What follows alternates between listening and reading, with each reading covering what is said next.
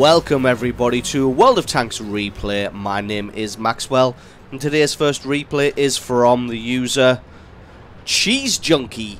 That is Cheese Junkie, and he's driving the T28 prototype on an encounter battle on Ensk. T28 prototype being a Tier 8 tank destroyer for the Americans, the one with that rotating turret. Now, I don't tend to show tank destroyer replays very often, and that's just because tank destroyer tactics tend to be sit in the bush and shoot all the things, which, to be honest, doesn't make for very entertaining videos. Gets a lovely hit on that Indian Panzer. But with these two replays today being featured, obviously that is not going to be the case of sit in bush shoot all the things. Another lovely hit on that IS-3 there, fired while he was still invisible, and then as he pops into view gets some damage on him. Tracking this Tiger 1 here, gets a critical on him, no damage, but takes his track out. If he doesn't use a repair kit, he is going to be in serious trouble. He's already taken a little bit damage from somebody else. Gets a pretty low roll on him there at 292, but it looks like this Tiger 1 maybe... Oh no, it looks like he's repaired and he's off just in time. Got a shot back, but wasn't able to do any damage, and Cheese Junkie's going to continue pushing down this left-hand side. Looks like the enemy team is pushing really hard on that right-hand flank. Going to have to keep an eye on that. Don't have very many tanks over there. The majority of the allies either still sat in and around the their base, or moving into the left side of the town. Cheese Junkie setting himself up on this corner, going to see who he can get some shots on. There is still an IS-3 sneaking up along those railway lines there. Going to have to keep an eye on him, although he's been held in check by a couple of guys sat at the back, although they are now looking to the right-hand flank.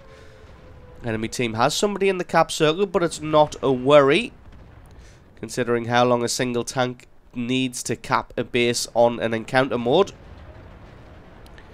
Cheese Junkie going to head forward now. Spots a Tiger 2. Fires at his lower plate. Unfortunately, that one just about missed. And he's going to have to back off and try and get back into cover. Looks like he does without the Tiger 2 returning any fire. We're just playing this one slow and carefully, although unfortunately he doesn't really have the time to play that way. But slow and carefully is the only way the T28 can play. Gets a lovely shot on the 25-2 to take him out for kill number 1. Gets hit by the IS-3 there and set on fire. Luckily uses his fire extinguisher pretty damn quickly there. Doesn't take too much damage. Now he's going to have to try and return fire on this IS-3. Choosing not to fire at his steeply angled side armor there. That one probably would have bounced. This one, on the other hand, gets a beautiful shot on that IS-3. And hopefully this E8 Sherman can come in and help out. E8 Sherman flanks all the way around. IS-3 shows him his front armor. So Cheese Junkie takes him out for kill number 2. Thinking about going down, taking out this Tiger 2 and the Jagdpanther, but the IS-3 Ferdinand and E8 Sherman look like they might have that one under control. And a quick look at the minimap shows that they are being zerged hard in the north, losing at the moment 5 kills to 10. Cheese Junkie's going to have to pull out all the stops to try and turn this one around. Just about missed the KV-85 there, as he decided to stop just before Cheese Junkie fired, so that one just harmlessly missed. Trying to sneak a shot between the pillars there, but not quite got the accuracy to be able to nail that one down. Comet flanking around the left-hand side. The Jagdpanther and Tiger 2 have now been taken out. Has a shot between the posts, but that one doesn't quite hit. Luckily for him, he's not taking any damage in return. And this IS-3 that he's dueling with here has full hit points, so this is going to be quite difficult. Finds a Jagdpanther side armor, so decides to fire at him instead and gets a beautiful high roll, almost 400 damage. Looks like he may not be able to get a second shot at him. KV-85 comes back into view, gets a great shot onto him. Again, doesn't take any damage in return. He's just going to set up in this position and pop shots into whoever he can, crossing the open square here. Although it looks like a lot of the enemy team is now making a move down that right-hand side. Allies doing a great job of evening up the score. It's now 8 kills to 11. This IS-3 still on full hit points though, and they can be proved to be tricky beasts. T34-1 medium tank. Going to prove to be dangerous if he doesn't pay it enough attention. He's got the side armor of the enemy T28 prototype. Gets a beautiful hit there. T34-1 uses this opportunity to pop himself out. Only takes tracking damage. Doesn't have the reload speed to be able to get a shot back on the 34-1. Although it looks like he may just decide to try and hunt him down. Churchill 7 on the right-hand side. Not really got to pay any attention to him, as the Churchill 7 doesn't really get that good a gun. to be able to penetrate the T28 reliably.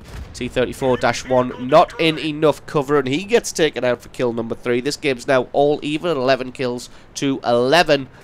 Cheese Junkie going to push down the railway lines and just pop some shots off at this Churchill Mark 7, who not only cannot do any damage, but also can't hit. Hits that train instead. As you see, just bounces his first shot, and he doesn't get a third as he gets taken out. That just leaves the IS-3, KV-4 and KV-85 on the enemy team. IS-3 not paying enough attention to the T28 prototype. He comes forward, gets his track taken out. Still not paying any attention towards Cheese Junkie here, so he's going to have free rein just to do whatever he likes, which is going to be take out his tracks. He's trying to get some damage as well, but at this angle he's not going to be able to get through the road wheel into the hull at the same time, so decides to flank around, something that the T28 prototype doesn't do very well. But when the IS-3 sat out in the middle of the open trying to get a kill shot on an E8 Sherman, rather than pay attention to the massive threat which is this lumbering T28 prototype, then you can understand why he's going to get himself taken out. Still stubbornly refusing to take his gun from that E8 Sherman. He wants that easy kill, and as it is, he's going to get popped in the rear for his trouble. Cheese Junkie gets a nice hit onto him. He's still desperate for this kill on the E8 Sherman. He wants that #1 score next to his name, and in the end it costs him his life. He gets taken out. And that is pretty much all she wrote now. Allies winning 14 kills to 12. Enemy still has a KV-4, and KV-4s can prove to be tricky beasts, especially when your allied IS-3 only has 84 hit points and your E8 Sherman probably can't damage a KV-4. So if they play carefully, this KV-4 may be able to come up with an upset. Unfortunately, the gun of the T28 prototype is going to be more than enough to punish this KV-4. Takes his time to aim, but doesn't quite go through. The KV-4 fires in return and also doesn't damage. E8 Sherman comes around the rear, but like I said, he won't have the penetration. Cheese Junkie reloads in time, takes him out. Kill number 6, a well-deserved Top Gun medal. Almost 4,500 points of damage. So awesome replay from you, showing that tank destroyers don't need to just sit in bush, camp and shoot all the things to have a good game. Thank you very much for sending that replay in. Don't forget, guys, to stick around, because as always there is another game coming right up.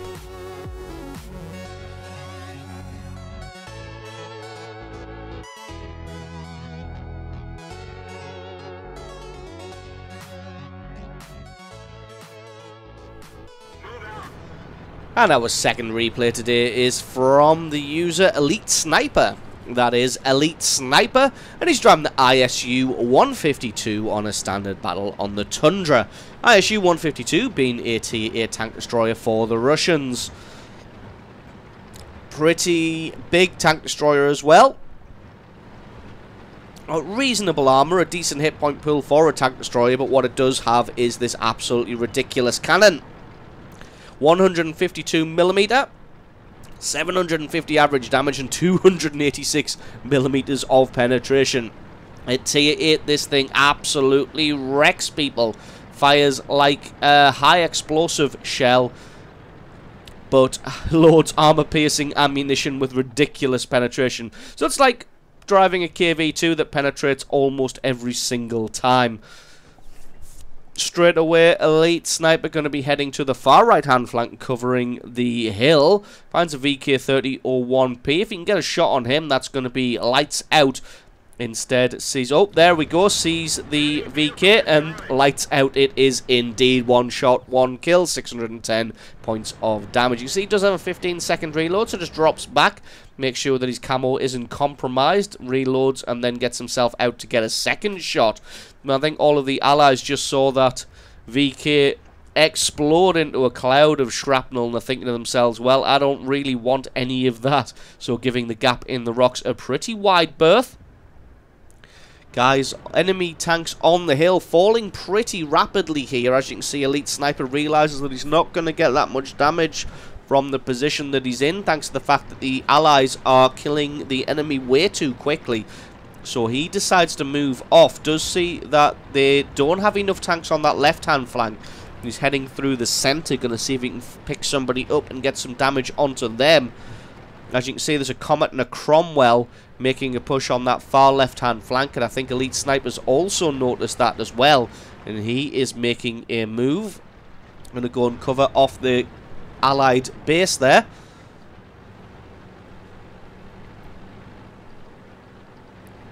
Going to spend some time climbing this hill. ISU-152, not the greatest hill climber. Doesn't have the best speed, but not as bad as some. By the time he gets to the top, he's going to be a little bit too late to help the flank itself. There is a Comet and a Cromwell over there, and they are wreaking havoc on this SU-100. Doesn't quite have the gun depression there. Does now. Going to set up if that... Oh, nope, there we go. A sneaky Cromwell comes into view, and then a sneaky Cromwell gets exploded into a shower of small tank pieces. That leaves 2 Comets, an IS-6 and an SU-152 44. Let's see who we can get a shot on next. All of them coming in like a pack of vultures, trying to pick the bones clean of the allied tanks that they can find. Elite Sniper wants to be careful because he doesn't want to get overrun as well, but with the distance he has between himself and the enemy tanks, should be able to have at least 2 shots as they try and close down the distance. Was trying to get a sneaky shot on one of them there, but that one just went slightly awry and wasn't able to land flush on the target. Excuse me, you can see a Comet flanking around on that right-hand side, but he goes for the IS-6 instead. Plants that one straight through his front for 818 points of damage. Very nice. And the enemy tanks trying the same tactics as they did before. This Wolfpack charge in. Unfortunately, the gun of Elite Sniper is standing in their way. He's going to let his gun close in on this Comet. Can he get the kill? He can indeed. That's kill number 3. Somebody going for a base capture there. There's an SU-122 44 flanking around on the right-hand side. Hopefully, Sniper has the cover of that Hellcat. Allies losing this one 7 kills to 9. Looks like the Comet is going for a base capture. Just totally unaware of the presence of this ISU-152, although he knows absolutely that he is there now, as he gets exploded as well for kill number 4. IS-6 is looking like he's having a shot at the Hellcat on the hill. Elite Sniper's bought himself enough time. He's in a good position now. He's going to come around and try and get some damage on this IS-6. IS-6 not really aware. He gets taken out for kill number 5. And this SU-122 44, rather than flanking around behind the ISU-152, he's elected to go for the hill and try and take out the artillery. Allies still losing, but only slightly at 10 kills to 11. The artillery's making a run for it. The SU-122 44 is a fast tank destroyer, so he is giving chase. Unfortunately, it looks like the artillery is going to lead him right into an ambush. And an ambush it is. He just has time to spin his gun around, take his shot, get his kill. Kill number 6. Still losing this one 11 to 12 though, but like I said, 1 kill isn't really going to make that much of a difference this far in the game. Although the Allies only have himself, Elite Sniper, this IS on pretty much no hit points and the artillery left. He's going to make his way slowly and methodically up this hill. And we're just going to speed this one up a little bit. IS still alive, but a T28-2 is in the area. Looks like somebody fired high explosive ammunition, or that could have been the artillery landing, although the artillery is still moving. And if it was high explosive ammunition, I don't know why the IS is firing that, because it's not like the T28-2 has decent armor. Maybe he thought that was just going to be an auto pen. As it was, it only did 8 damage. Gets a lovely shot on the M40-43 to take him out for kill number 7. IS now gets taken out by the GW Panther. And Elite Sniper's got to be aware of this Super Pershing and this T28-2 coming from the left-hand side. Does get his gun taken out. Trying to decide whether he's going to use his repair kit. He does indeed. Takes his shot, but that one just flies off into the stratosphere. Nowhere near landing on the target, unfortunately. He gets his optics taken out by the GW Panther. He's got to be careful here as he's getting pounded. Looks like the Allied artillery hasn't landed any shots just yet. T28-2 trying to flank around. He stops to take a shot. Can Elite Sniper get a hit on him? He can indeed. He prayed hard enough to Stalin, and Stalin guided his shell into the target for kill number 8. A well-deserved Radley Walters medal, and now he's going to go for the base capture to win this one. GW Panther has his shot and just lands that one wide. And all but certainly he's going to have faded away into stealth now, and this GW Panther's going to have to make a move. He's going to have to come and try and get eyes on the cap circle in order to land a shot. We've got the Allied artillery as well. I'm just going to speed this one up a little bit. Allied artillery gets into the cap circle.